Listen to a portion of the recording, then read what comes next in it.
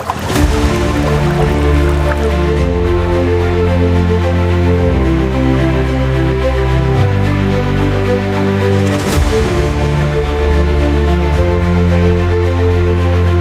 нь ашигт малтмал хайх олборлох салбарт төрийн дэмжлэг хэрэгтэй байна гэдэг дээр салбарынхантай хилцүүлэг зохион байгуулъя гэд өөрийнхөө ажиллаж байгаа хуулийн төсөлтэй холбоотойгоор хилцүүлгийг зохион байгуулахаар өнөөдөр та хэдтэйгээ уулзаж байна.